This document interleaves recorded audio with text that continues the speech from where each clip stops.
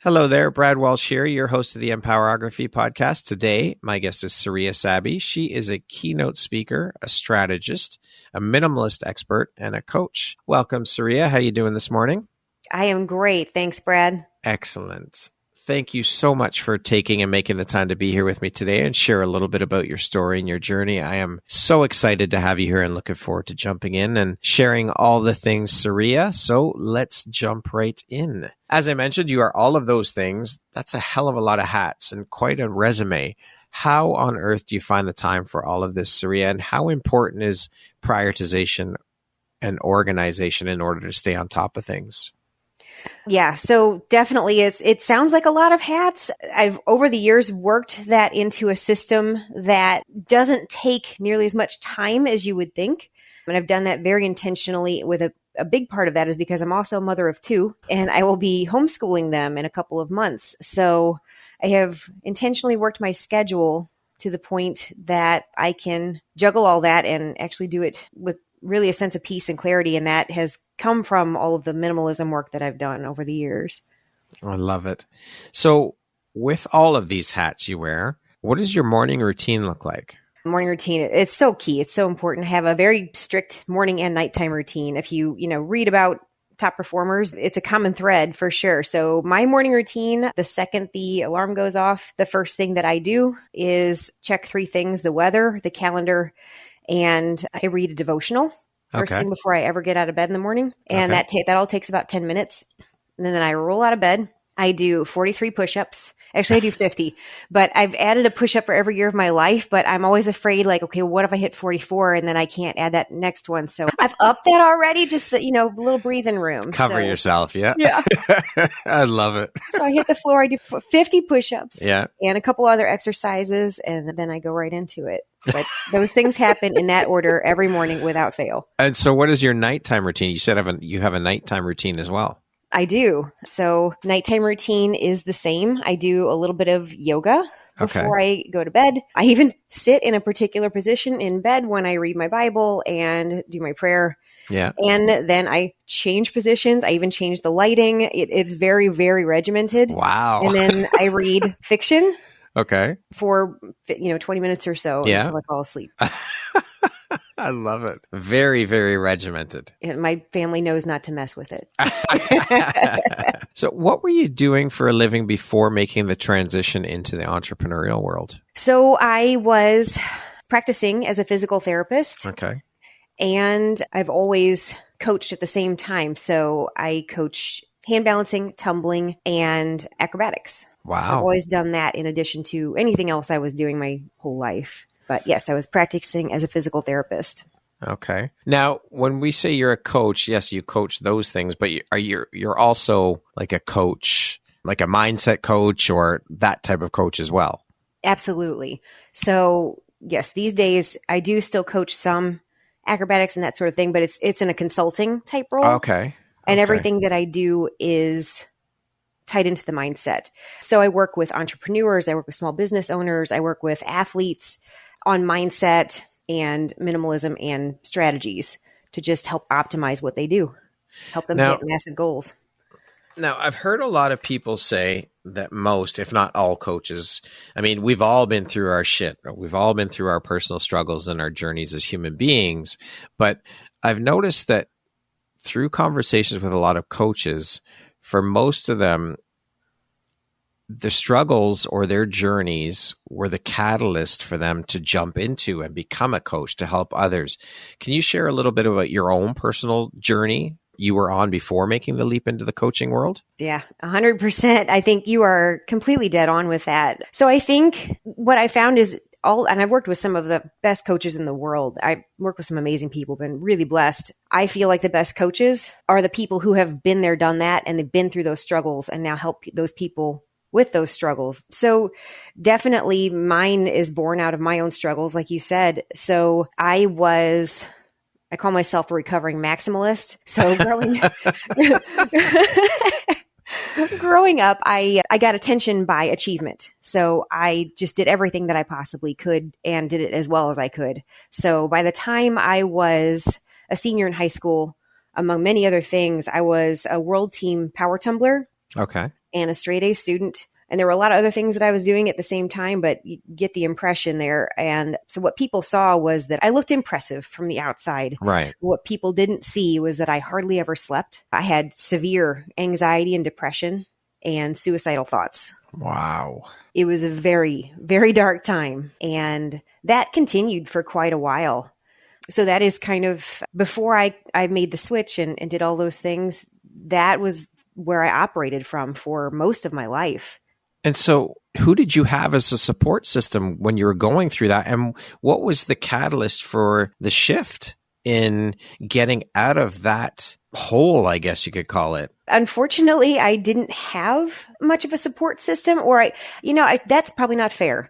Probably looking back, I didn't realize what I had, and I didn't feel like I could reach out. And what I've learned in I primarily work with high achievers, is that a lot of them, way too many of them, are in that place as well. And you're really, really good at hiding it because you're a high achiever and you don't want to show any kind of weakness. You don't want people to think less of you. So you hide it, and you're really good at it. Even the people that are closest to you.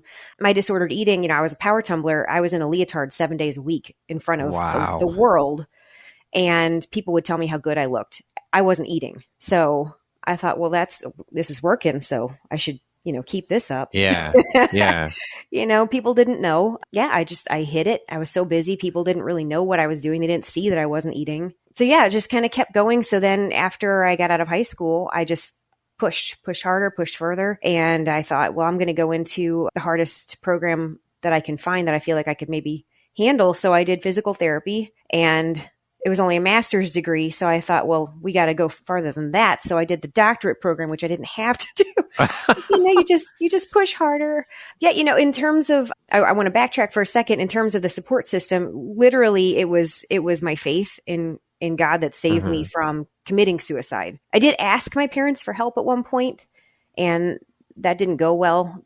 Therapy was a very taboo thing in my family, or mental health. So that was literally by the grace of God, I'm still here. But then I went through therapy school, and it was extremely hard. But I had my favorite professor in therapy school was an avid marathoner, and he peer pressured all of us into doing a half marathon or a marathon relay. So we'd each run 6 miles. And I thought, okay, I love this guy, but I can't say no because I want to impress people. And, he's telling me to do this and I can't let him down. Right. Cause that's my personality. Right. But I thought Jack's nuts because I'm 4'9" and I'm a powerhouse. I am not built for endurance. Right. Like I ran track. I ran the 4x100 hurdles. I ran the 100-meter dash, and I ran the 4x100-meter relay. 100 meters is my max. Okay. So 6 miles is just not going to work out. Yeah. Yeah. But I did it, and I was expectedly horrible at it. But I kind of got the bug because I was with other people, and it was a cool experience. The running community is something special. So I didn't want to give it up. So over the course of the next 5 years, of course, I'm a doctor of physical therapy, and I'm around all the right people. I know how to read the research, and I'm doing all the right things, and I'm working my tail off, right? And my running got worse and worse and worse, to the point where all I could run was a mile, and that was a struggle. And then I couldn't walk. My knees hurt so bad. My feet hurt so bad. Holy shit. It was horrible. And it's so frustrating because the more effort I put in, the more things I did, quote unquote, right, the worse it got. And I thought, what on earth is happening here? So I pulled back and I looked at the stats, and I thought, okay, well, people would tell me, well, running's just hard on your knees. Running's bad for you. Running's this, running's that. And I look at the stats, and okay, 80% of runners are injured every year. Yeah. I was definitely in that. Okay. And also 80% of runners are doing exactly what I'm doing. So maybe the problem isn't running. Maybe the problem is what we're doing. So that was my first experience at that point with what I call the burn it all down exercise. And it is literally my favorite exercise. I took everything that I was doing, the orthotics, the right shoes, the stretching, even the timing of the eating and the running, and all the things. And I got rid of all of it. And I said, I'm just going to go down the treadmill and I'm just going to run. Yeah. I didn't put any shoes on. Okay. I got on barefoot and I ran, and I had no pain for the first time in 5 years. Holy shit. I was floored. I was like, there's no way it can be this simple. So the first thing I did was start really diving into the research, and I'm like, this is insane. This makes perfect sense. Everything that I was taught was wrong. Everything. Everything that we know is wrong. All the commercials, it's all wrong. And no wonder 80% of runners are injured. We're all doing the same thing. So we're all getting the same result. You know, it makes perfect sense that if we change something, we're going to get a different result. Yeah. So within 3 months of that, of not being able to run a mile, I got second place in my first ever trail half marathon. Wow. Yeah, it was insane. And then within a year, I was recruited. Then I quickly started a running clinic at my PT practice. Okay. And started seeing the same results with everybody else, you know, which was by implementing what you found. Exactly. And all these people that I had no success with before. Shockingly, you know, I was teaching them what I was doing, which wasn't working. So then within a year, I had been recruited by Harvard University to come up to Boston and open a running clinic with them and teach these same things. Holy shit. That is incredible. So the minimalism journey started with the barefooting and just stripping everything away. And then when I got to Boston, things kind of further got stripped away, and I started really learning what was possible when you burned it all down. I got up there. I didn't know anybody. I didn't have a place to live. My director was in Germany. Okay. The clinic wasn't even built. Oh, man. So they put me up in an abandoned nunnery. And I had one tiny room to myself. Mm-hmm. So literally all I did, I had nothing. I had no distractions. Yeah. All I did was build this clinic and run. And I quickly got hooked up with an ultra marathoning circuit. I ran barefoot all over Boston, I tell you.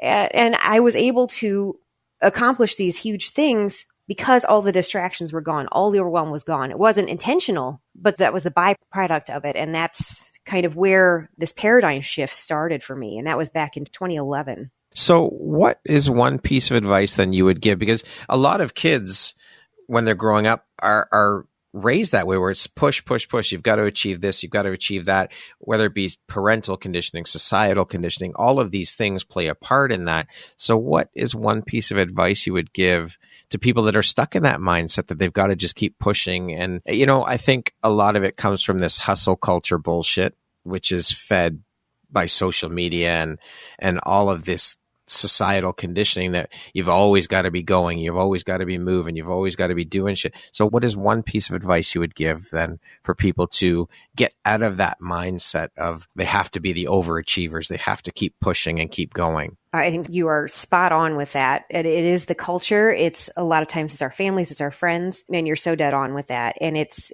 killing us. So I would say the one piece of advice I would give is think for yourself. You are enough. You are more than enough. Burn it all down and figure out what's right for you. Burn it all down. There's that term again. But I mean, for the people pleasers with their parents, their family especially, how do you get out of that mindset of wanting to please your parents? Like, that's not an easy thing to do. I think it's easier to do with our friends than our family. I don't think it ever goes away. I really don't. I still... Yeah. But for me, the big thing was learning, because I am a high achiever. I'm always going to be that type A pushing, driving force. That's ingrained in me. And I embrace that. You know, I used to think it was a flaw. I embrace it now. It can be a weapon if used right. What I realized was that all those other things were keeping me from performing at the highest level that I could. And for me, it's all about performing at the highest level that I can. Anything that gets in the way of that is not okay in my books for anybody. So the thought that, all right, so I'm pushing, I'm driving, I'm having success in all these areas, I'm pleasing all these people, I'm actually not being my best. If I strip all this away, I can soar beyond that to a place where I never thought I could possibly go. I never thought I could be a barefoot ultramarathoner. I went from telling Jack he was crazy because there's no way I could run 6 miles to barefoot ultramarathoning. Yeah. And loving every step. And that was from stripping everything away. So if it's going to help me achieve more, and that's what I would tell those overachievers, you will achieve more if you pull back, if you strip down to the things that are essential. Incredible. And so how have these experiences then helped shape the Sariya you are today, both personally and professionally, do you think? Well, I'm still the same person at the core. I'm still type A. I'm still driven. But the difference is now I have developed a set of strategies over the years that I teach people. When I get off track, which I do, and everyone will frequently, I can get back on track very quickly using these strategies and being very intentional about it. I still get overwhelmed, but never anything like where it was before. I used to have headaches every day. For 15 years straight, I had a headache. Wow. Nonstop. I was just giant stress ball. Yeah. I was on Prozac for a while. I don't need any of those things anymore. I have things in a point where if I do start to veer off course, I can get back on very quickly. Yeah. That is the difference for me at this point. So what would you say then was the biggest or most valuable takeaway or lesson for you through your experiences? I think it's the permission. I think it's the permission to quit certain things, and nobody can give it to you but yourself. And again, for people like me who want to people please, it is difficult. You want somebody else to give you that permission, and they can, but until you internalize that, it's not going to take. Does that make sense? Yeah, absolutely. Yeah. So it's the permission to say, yeah, you can stop all this stuff because you have no idea what you're capable of if you do. Okay, I want to speak a little bit about your coaching now. So first of all, I'm curious, in your opinion, what do you think the most important quality or skill set is in a mindset coach that works with the clients that you do? So I think the critical thing is, and I was trained in this in PT school. We actually take classes in reflective listening and things like that because it's important in the PT field. And again, I've worked with some amazing coaches over the years. It is critical to listen and observe with the intention to understand, not with the intention to respond. And that's the problem that a lot of people have, is that they're listening just to respond. They're not actively listening. They're not listening with intent and purpose. They're just listening so that they can jump in and share their thoughts. Yes. And we need to shift that. Exactly. I don't coach any two people exactly the same because no two people are exactly the same. So it's really critical for me to understand not only the tangibles that they're dealing with, what their goals are, but what their limiting beliefs are behind that. And they'll say things, they'll drop things that they're not aware of. Yeah. Or they'll make a shift in body posture that they're not aware of. That if you're watching and listening, you can pick up on, and all of a sudden they're like, holy smokes, and those light bulb moments for them are the things that catapult them. Now, obviously, having gone through the struggles you've gone through, being involved in athletics to the degree that you were, and of course, being a minimalist expert and a mindset coach, mindset is obviously key. Can you speak to how important a part mindset played in helping you through your struggles, and just how important mindset is to our daily routines and our successes? Absolutely. There's a quote I love, and I have no idea who said it, but it's that the body will quit long before the mind will. Okay. Or sorry, switch that around. I completely said that wrong. The mind will quit long before the body will. Right. That's the right way to say it. So yeah, my mind quit a while back, but yeah, I'll think that because you're out there and you're running or you're tumbling or whatever, and you're like, oh, I'm tired. So there's a great example of this. I did the MR 340 and I talked about this. I did this 2 years ago now, I guess, and it is the longest nonstop boat race in the world. Yeah. It is 340 miles, and it is, in my opinion, much harder mentally than it is physically, which is one of the reasons I wanted to do it. I wanted that challenge. Okay, hang on. Let me just ask you, had you ever done anything to do with boating before this? I canoed as a child. I had never been in a kayak leading up to this race, and this was another incident where the minimalism. The only reason I was able to do this is because of the minimalist strategies. I spent 4 hours in a kayak before this race.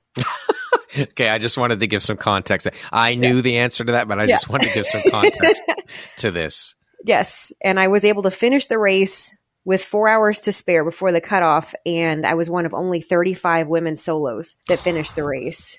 And it was literally because of the minimalist strategies and the mindset stuff. So that's literally the only reason that I was able to do this. So there were several things that went into that. But, to your question of the mindset, on the second day, I met up with two other people who we just bonded. And, ultra marathoning in any way, it's a community kind of unlike any other. So the people are amazing. So we met up and we just kind of decided to pace together and that kind of thing. We started talking about anything and everything. We talked about the dumbest things. We had song contests and we're out in the middle of the river just acting a fool. And I have an app and it's pacing us and it's telling us how fast we're going. And it's in my life vest and I can hear it every so often. It just chimes up and it tells me what my pace is. While we were laughing and acting nuts and being light, our pace was really good. We didn't have to think about it. And then one of the girls, I don't know why, I don't know what was wrong with her, but she said, let's talk about our childhood traumas. And I'm like, well, that's a shift. We start going down this whole different road and our pace dropped. Not only did our pace drop, but I started feeling aches and pains that I hadn't been feeling. And I was like, hey guys, we can't do this anymore. It is real. And there's a ton of science behind this. Not only do you not perform as well when your mind isn't on the right things, but you will actually release inflammatory chemicals into your body that will cause your body to not perform as well. It's very scientifically backed. The mindset is critical. You cannot achieve at your highest level without the correct mindset. It is incredible how powerful of a tool the mind is. And I mean, stress and all of these things, they manifest in our body in disease, right? That's yes, what absolutely. It does. And it's just incredible that we have all of the tools within us to overcome these things and to put these tools into use to help pull ourselves out of the dis-ease and all of these other things, the stress and all of that. It's just a matter of learning how to utilize those tools and learning how to strengthen your mind in order to achieve these things. Absolutely. We can literally, I told you I was on Prozac for a while. Yeah.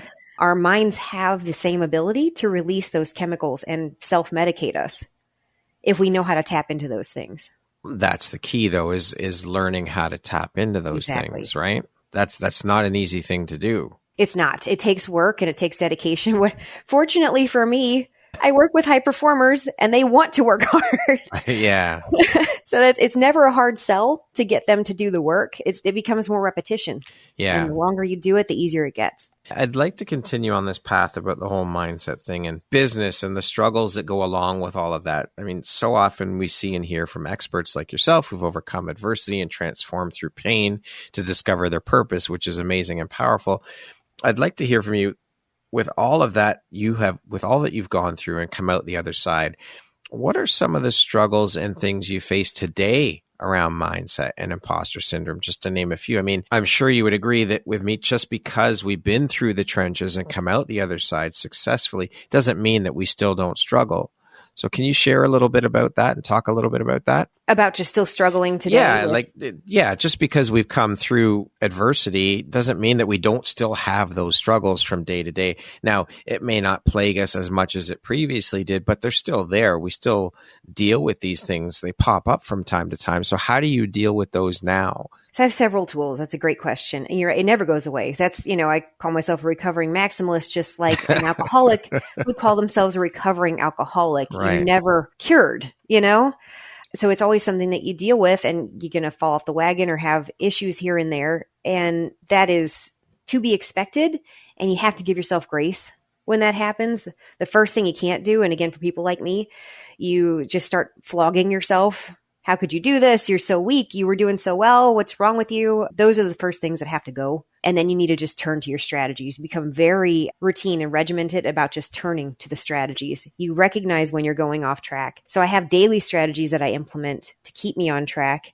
And then it's funny you should say, because this has been kind of a super busy season for me. I agreed to choreograph a musical for a youth theater, and I did not realize I would be the only choreographer on the whole show. So we are in week 5 of that, and that's been a lot. And then on top of that, I have a new coaching client that's starting on Wednesday. So, the onboarding is a little extra, and my kids are kids, and that can be a lot sometimes. So I've been struggling a bit here of late. So definitely had to turn back to some things. So one of the biggest things that I turn to, I have a written vision. And it's one of the things that I have every coaching client do.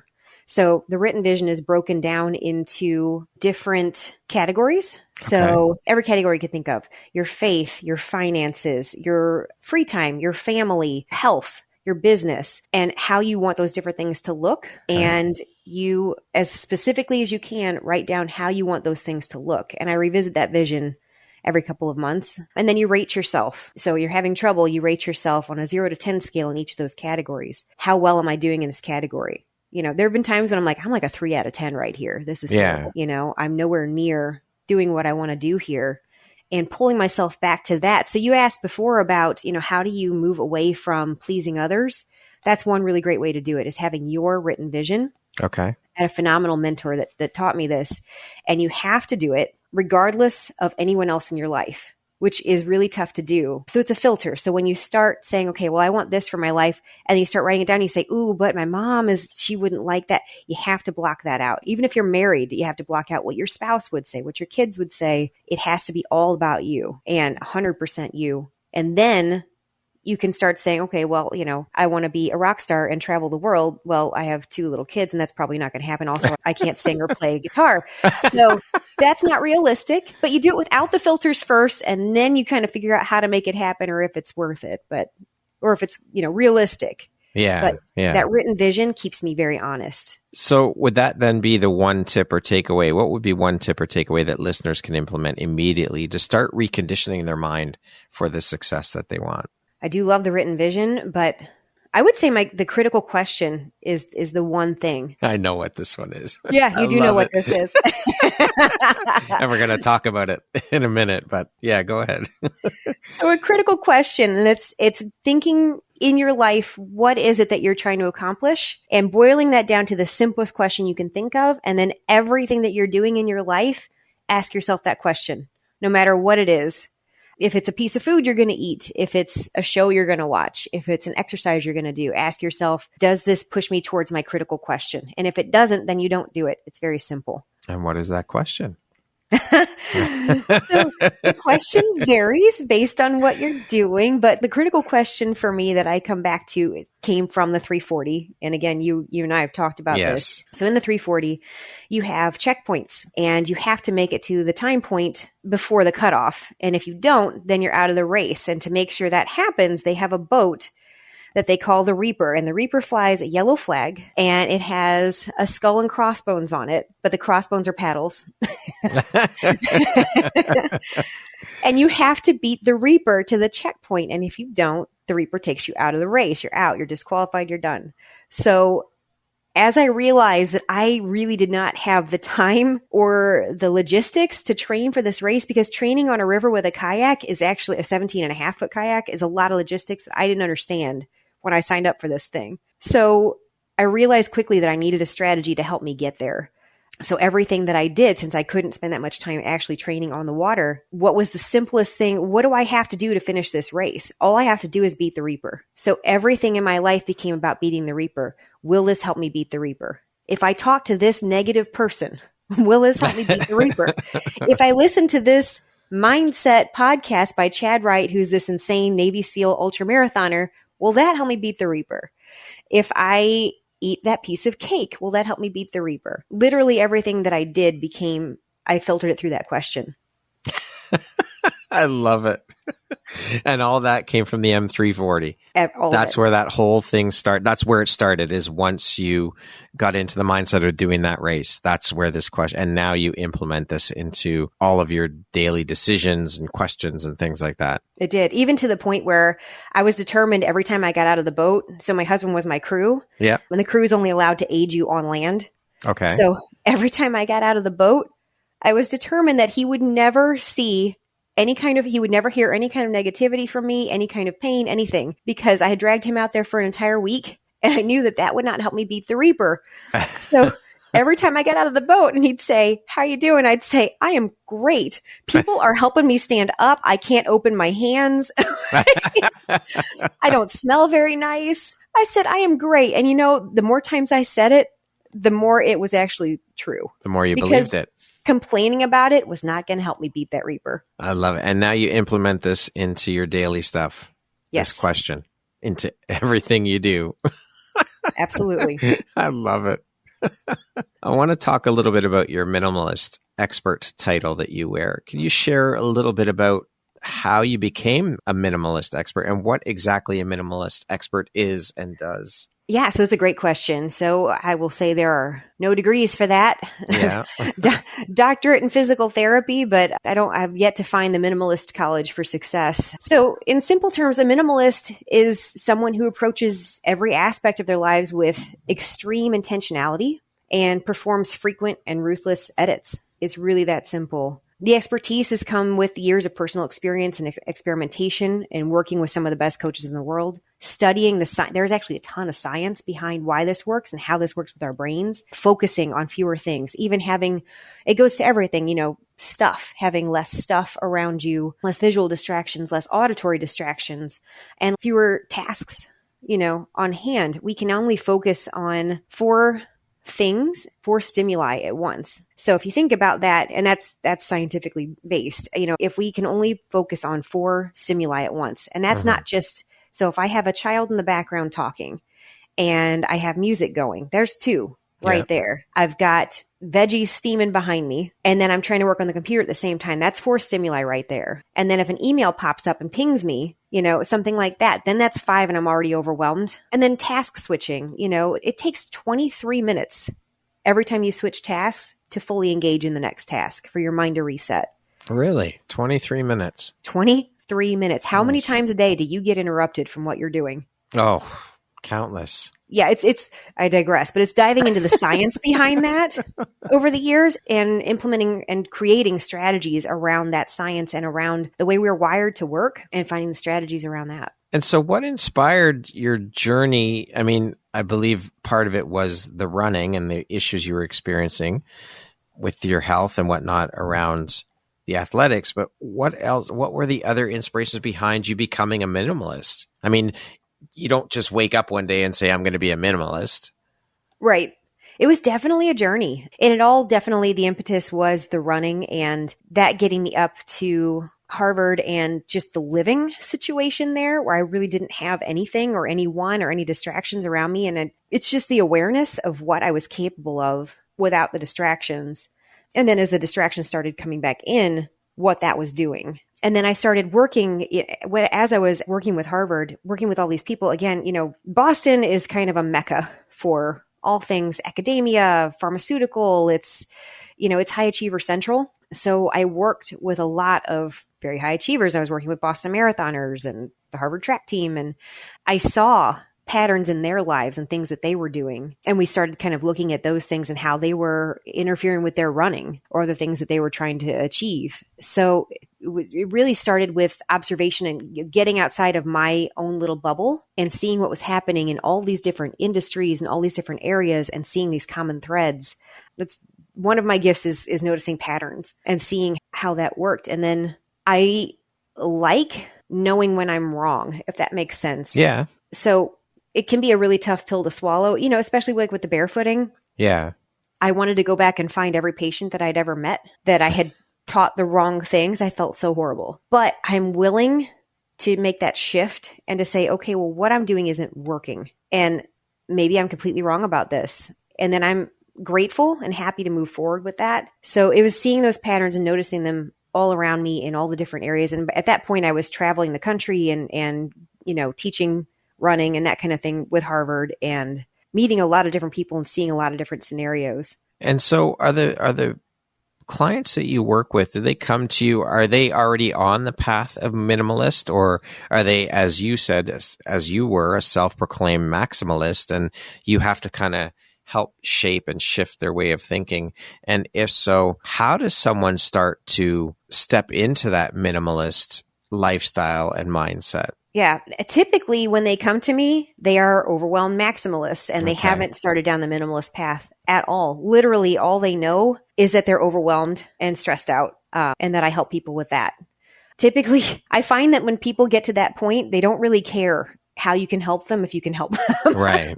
So it's kind of like me getting a broken runner. Those are my favorite. They can't run. So I just rebuild them from the ground up. If they're already doing marathons and they're hurting, but they can still do a marathon, it's tough. It's almost like hitting rock bottom. Yeah. For an alcoholic or an addict, hitting rock bottom, it helps start you on a new path. So typically the people that come to me are just overwhelmed, stressed out, and they just want something. They just want something. And then we start them with baby steps, and everybody's different. I do have a program and a method and a strategy, but how I implement that with different people is very customized and it varies Right. quite a bit. Now, you say that you help high achievers eliminate overwhelm and distraction, and that your mission as a recovering stressed out maximalist is to help as many rock stars as possible beat their own reapers and realize their full potential. Why have you decided to make this your mission, and why is this mission so personally important to you? I love that question because it is my passion. This is something that almost killed me. It almost killed me. And it did kill a friend of mine who was on my team. And we were in the gym together every day, every single day. And I did not realize what she was struggling with. And we were good friends. She didn't know about my issues and I didn't know about hers. And she did end up committing suicide. Wow. And I was very close to it. And I know there are countless more people like me out there. And if they're not on the brink of suicide, they are not living a good life because they're in a bad, dark place and they feel alone. And if I could help one person with that, my mission in life is complete. But thankfully, I've been able to help many more than that. And I intend to help as many as I possibly can before I die. It's that important to me because I believe in people hardcore. I have seen people do the most amazing things. Every single person on this planet has a unique genius zone, an area of gifting that is theirs and theirs alone. And no one can use it the way they can use it. And I think one of the coolest things in the world is helping them discover what that is and then seeing them use it. I truly don't believe you can be fulfilled in this life unless you understand where your gifts are and you use them for the benefit of others. I agree with you 1000%. I think we're all put here with our gifts, our unique gifts to ourselves, and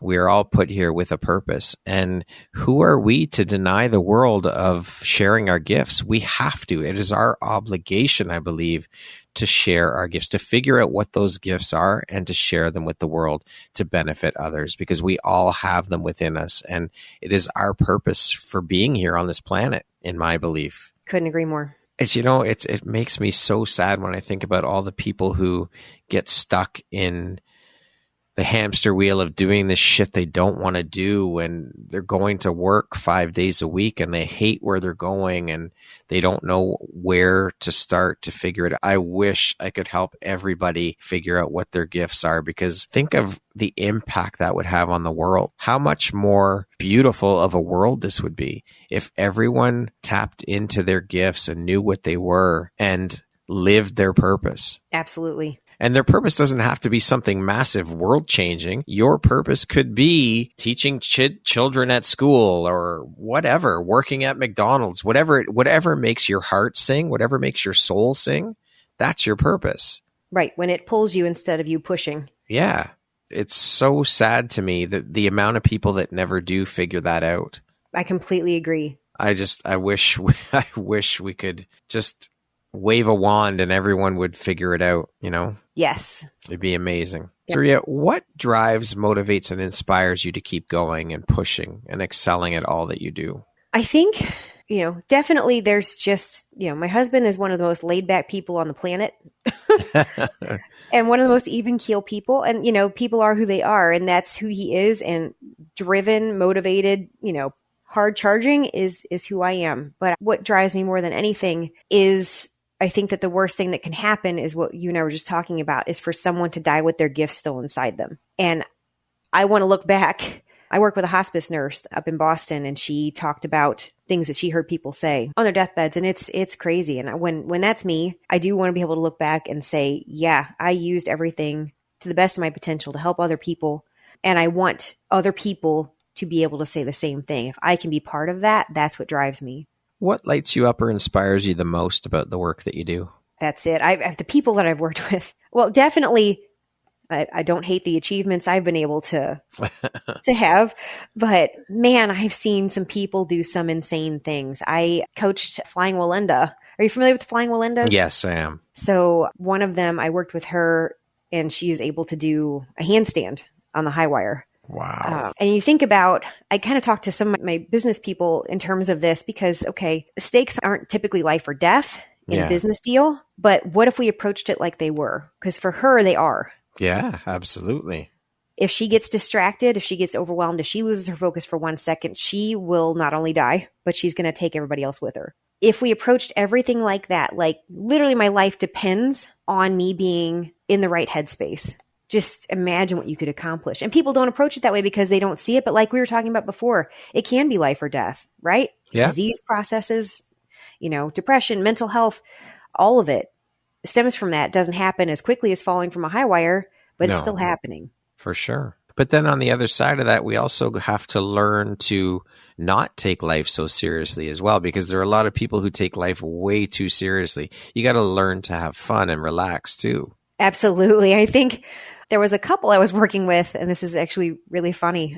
And I am not anti-therapy at all. I want to be very clear about that. Yeah. But they have been going to therapy for years, and things just weren't getting any better. They were hanging on, but they weren't getting any better. And they were so focused on all of their problems. And that's what they talked about. That's what they thought about all the time. Work on these problems. And I said, what is it that makes you guys great? When do you feel connected? When do you feel happy? And it was things they were playing together, going to play pool, axe throwing, doing a paintball park, going for a run, all things that this couple like to do. They would just literally play with each other. And they had gotten to the point where they didn't even feel like they could joke with each other because they were going to offend the other one. So we talked about setting aside all of it, all of the problems for a period of time, not ignoring them, but just focusing 100% on those things where they felt connected and great. And they weren't even allowed to talk about any of the problems.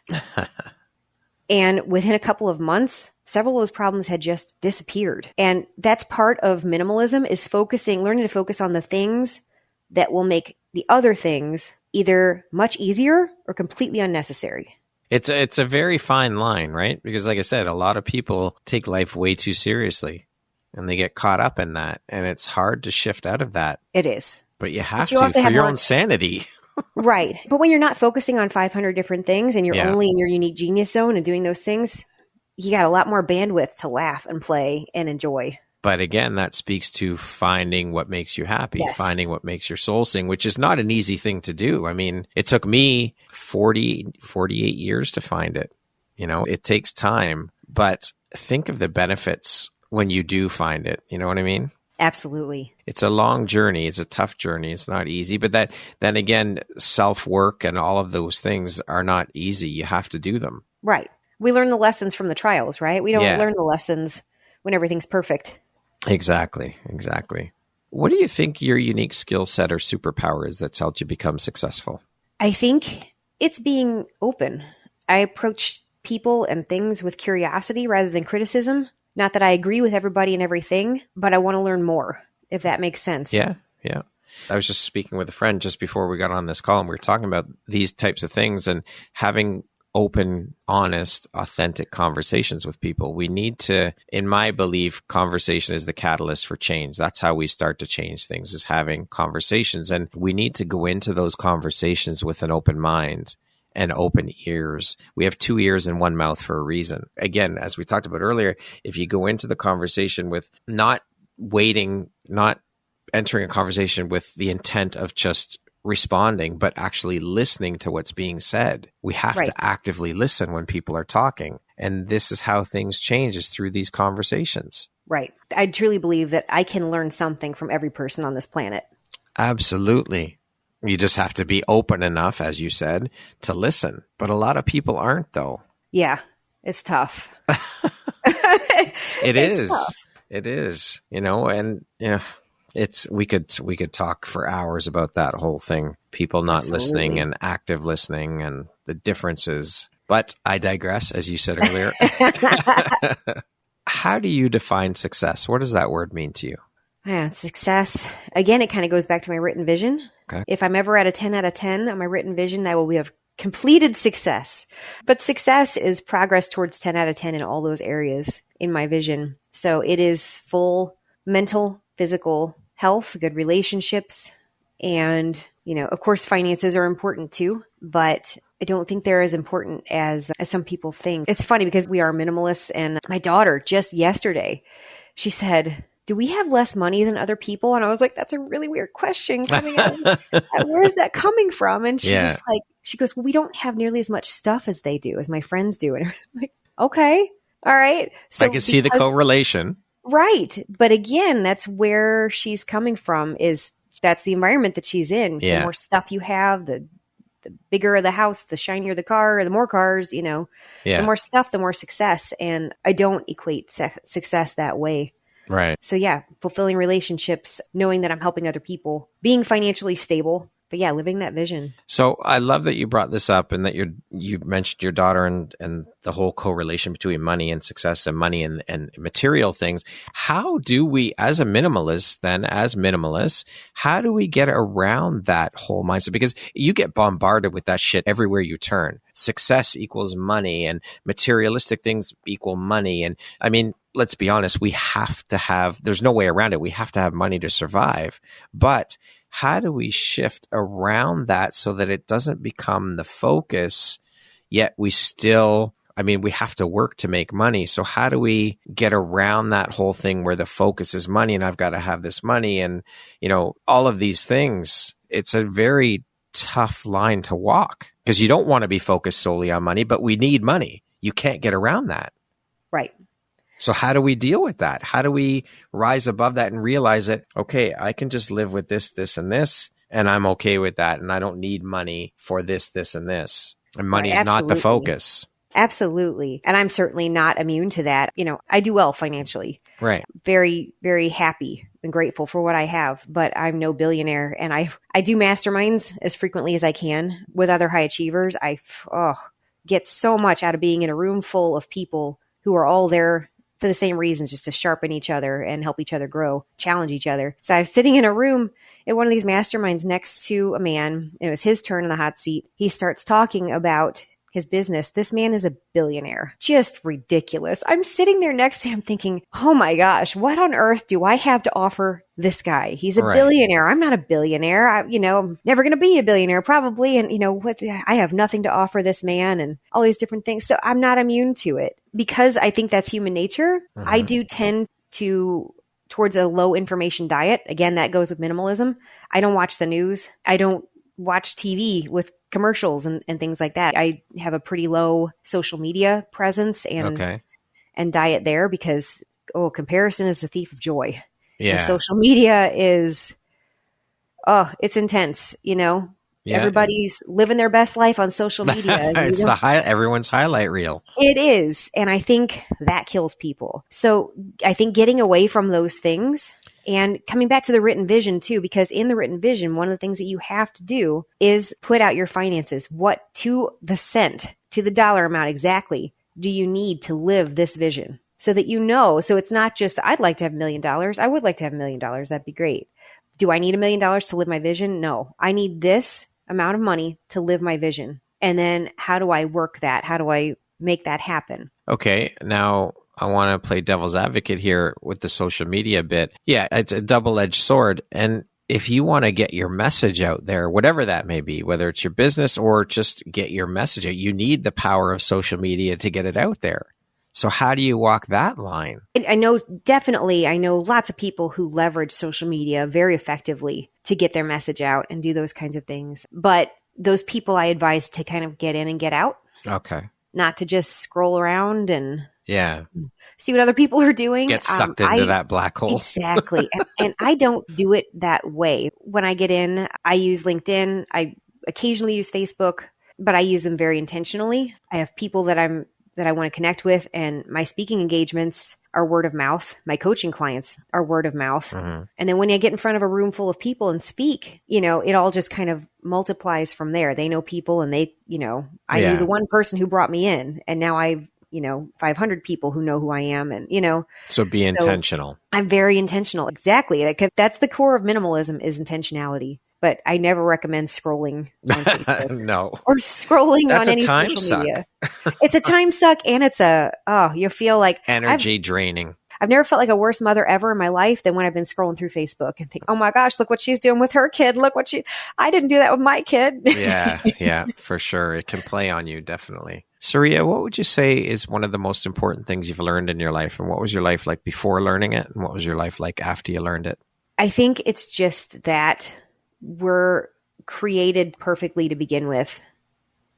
And we need to lean into that and optimize that perfection that's already within us. As I spent most of my life thinking that everything that I thought and did was wrong and needed to be better or different We are perfectly imperfect. We are perfectly imperfect. I have those insane gifts, just like everybody else does, and I need to lean into those gifts. What is an unexpected blessing or occurrence in your life that you're grateful for? I guess if you were to look at it that way, it would have been my struggles with mental health. I am not thankful for the struggles. I'm really not. I'll never say that. Yeah. But I am thankful for the lessons and for giving me a platform and a place where I can come from of understanding and knowing that there are those people out there who are like me and they're super quiet about it. Nobody knows. What does the word empowerment mean to you? I think empowerment, again, it goes back to those gifts, stepping into your gifts and being able to unleash them on the world in the way that only you can. What was a turning point in your life and how did it affect you? Well, yeah, that was another issue with the mental health and everything. Before I had my first daughter, I had 2 miscarriages in 1 year. And that was really, really intense. And I was still practicing physical therapy and I was having panic attacks to the point that I had to go home from work one day. I couldn't work. And I went out and I ran and I ran and I ran and I ran and I ran and I ran until all the demons I outran them. You outran your demons. They couldn't keep up. To date, what would you say is your biggest high or your greatest win? I don't think there is one. Like I've said, I've had tons of really amazing things I've been able to do. What's one that really sticks out for you? I would say the 340, completing that. And it was a 4-day journey. And literally every step along the way of that, I learned things. It's the toughest thing mentally I've ever done. Yeah. I learned things all along the way with that I have been able to use to help other people in all aspects of life. That's powerful. Okay, we're going to jump into a little rapid fire section here. So the next grouping of questions just be 2, 3, 4-word answer type thing, okay? Okay. How would you describe yourself in one word? Intense. Early bird or night owl? Night owl. If you're writing your autobiography, what would the title be? Oh, The Power of Less. What is your favorite entrepreneurial book? The Gap and the Gain. What's one thing you want but cannot buy with money? Time. If you could teach the world one thing, what would it be? Giving yourself grace. What is your favorite self-care practice? Running. That concludes our rapid fire section. Now back to our regularly scheduled program. I felt like I had to be like really in the zone there for a minute. I'm like, okay, all right. Focus. Sariya, what is something surprising you've learned about yourself in the last year? I think the surprising thing is that sometimes I think I'm farther along than I actually am. Sometimes those things kind of pop back up on me, the imposter syndrome or the feeling that I'm not good enough. I just was in Guatemala last month on a mastermind mission trip. And again, I love doing those things. People go deep on you and challenge you. And I was shocked that some things came up with just, again, kind of not just being too hard on myself in certain areas and not believing in myself. And there's things that I thought I had overcome. And I think it is good to, kind of constantly do those wellness checks and have people dig into you. I didn't think those things were still there, but they were holding me back in certain ways. Yeah. What do you see as your greatest accomplishment? I think understanding and leaning into my purpose and my gifts and not being afraid to do that, to burn it all down. There we go. Burning it all down is my greatest accomplishment. Yeah. What aspect of your personality do you think has been the most helpful in your career? Just my openness and my curiosity. Who in your life has had the biggest impact on you and why? I've been incredibly blessed to have amazing, amazing mentors and coaches. I am a coach and I will always have a coach. I believe in coaches. My parents taught me an insane work ethic, so I'm grateful to them for that. Came without all the warm and fuzzies, but I am grateful for the work ethic that they instilled. But yeah, I've had some amazing coaches who I think the best thing that you can do when you find a coach is someone who is there for you 100%, but they're not going to hold your hand and they're not going to withhold things that maybe you don't want to hear. And is that how you approach your coaching? It is. And honestly, when people start with me, before we ever move forward with, agreements or anything like that, before we ever start, I ask their permission to play full out with them. And I make it very clear that if they're not okay with that, then this isn't going to be a good fit. Yeah. I have yet to have anybody say no to that. But yeah, I mean, if somebody isn't going to challenge you, that's not even a good friend. You know, if you have a friend in life who is just always blows smoke up your hiney and tells you what you want to hear, they're not helping you grow. No, definitely not. If you had the opportunity to sit down and have a 1-hour conversation with one woman, any woman in the world, who would it be and why? I actually saw this question this morning when I was going through. It would be Lucille Ball. It would. All right. I think she is just one of the most amazing women on the planet. Here is someone who just beautiful. Yeah. But she leaned into her gift for comedy and made herself look a fool all the time. You know, she could have just done the safe, I'm pretty thing. Yeah. And she didn't. She bucked every stereotype, every tradition, leaned into her gifts hard. And then she was this phenomenal businesswoman and mother, and she just did it all. And there was never a time in her life where she was a victim. She never laid back and said, oh, this was done to me. And she just said, okay, what can I learn from this? Even, you know, her husband, Desi Arnaz, was, you know, a womanizer and a gambler and all these things. And I read an interview with her and she said, I want people to understand he made me really happy. She's like, I want people to know that.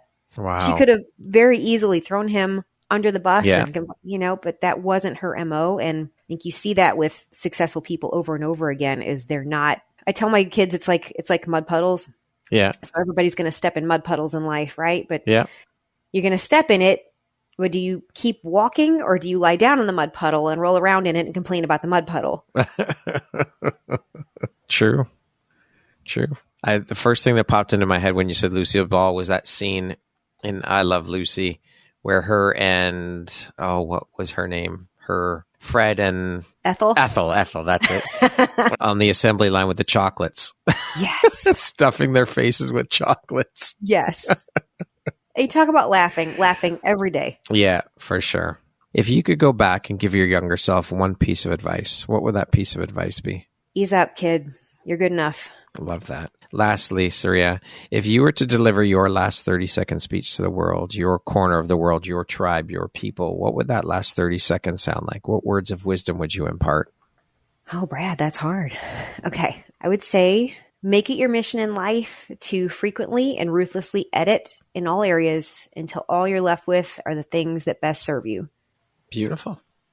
Thank you so much, Sariya. It's been an absolute pleasure having the opportunity to sit down and chat with you, learn about minimalism and all of the things. You are an incredibly beautiful human being, shining a bright, beautiful light out into the world. Keep doing and sharing your light with the world. It has been such a pleasure. Thank you for making and taking the time to be here with me today. And I'm honored to have you as a member of the Empowerography community. So thank you. Thank you so much, Brad. It's been a pleasure. Once again, my name is Brad Walsh, host of your Empowerography podcast. Today, my guest has been Sariya Saabye. She is a keynote speaker, a strategist, a minimalist expert, and a coach. Thank you so much, Sariya. I hope you have an amazing rest of the day. You too, Brad.